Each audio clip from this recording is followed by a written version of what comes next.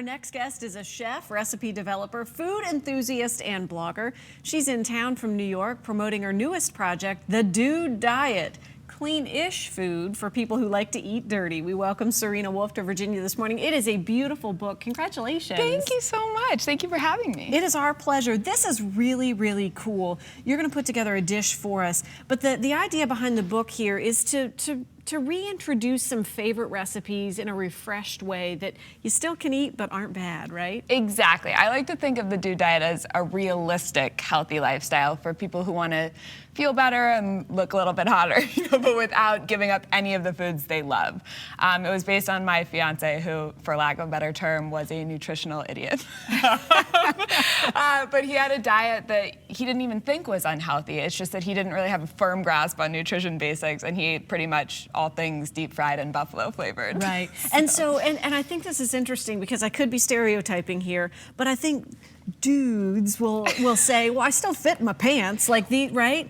Exactly. But you're not eating to feel healthy and super. And he didn't need to lose weight, which was the crazy thing. I just was legitimately concerned he might not live past like 35, and I'd grown quite attached to him, So I was like, if we can find a way to sneak in, not even sneak, just work in more vegetables, whole grains, and leaner meats in a way that he was still really excited to eat, then I knew that I could get him excited about eating healthily, because he had a really grim view of health, thinking he had to eat like tofu and spinach for the rest of his life to be healthy. So you see nachos out, you see cheesesteaks, and you say, all right, I can do this. Exactly. And so these are basically lightened up versions of typical dude foods, but I always say the Dude Diet isn't just for dudes. Obviously, I've been on the Dude Diet for years. It's really just for people who love, really flavorful food, but want to do it in a better way. So these nachos are made with chicken breasts, brown rice tortillas that you just bake in the oven. They taste just like regular tortilla chips. You still have cheese, lots of veggies in there. Same thing with these cheesesteaks. It's made with lean beef and a ton of peppers, onions, and then I added portobellos, which have the same meaty consistency as the beef, but you can use less beef.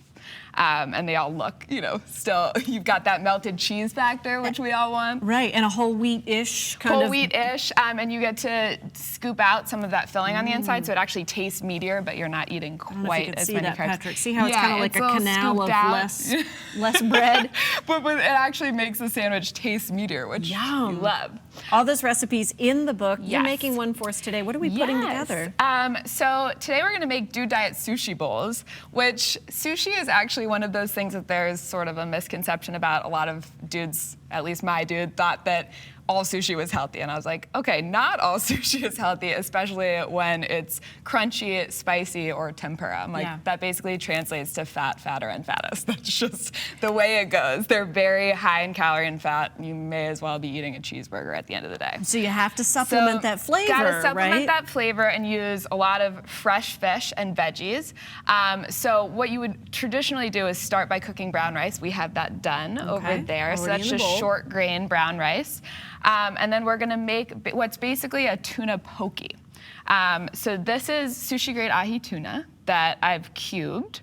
And then we're gonna make a dressing, which is really, really, really simple. And it has huge flavor.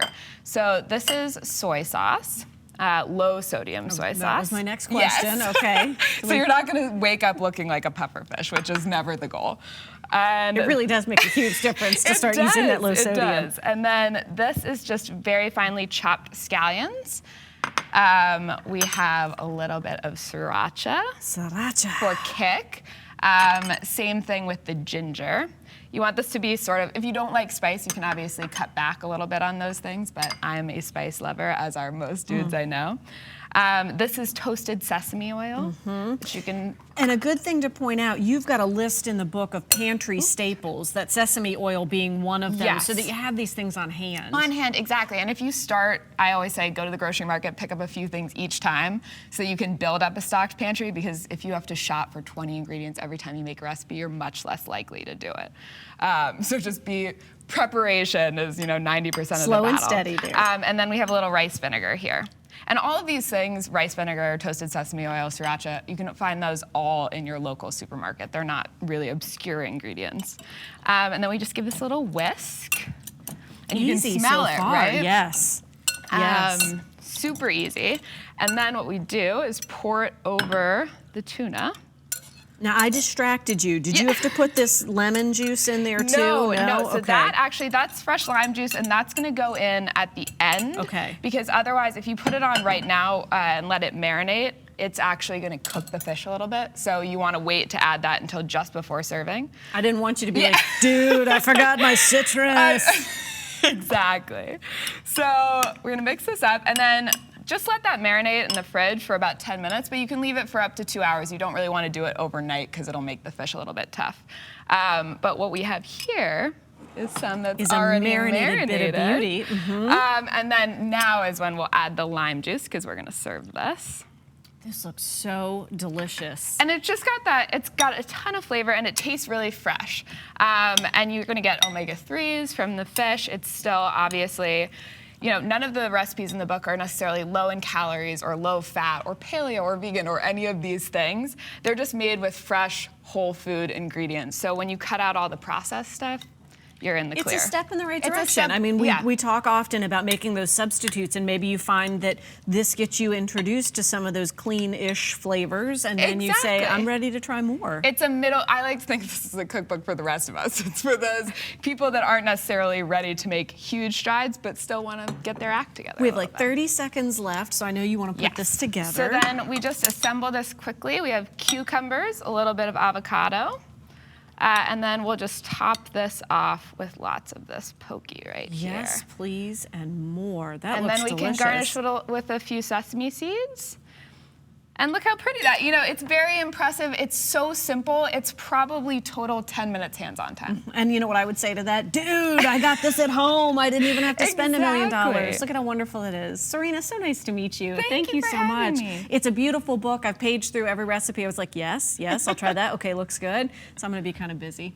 Thank Serena you. Wolf's new cookbook is called The Dude Diet. It's available right now, and I'm going to send it over your way.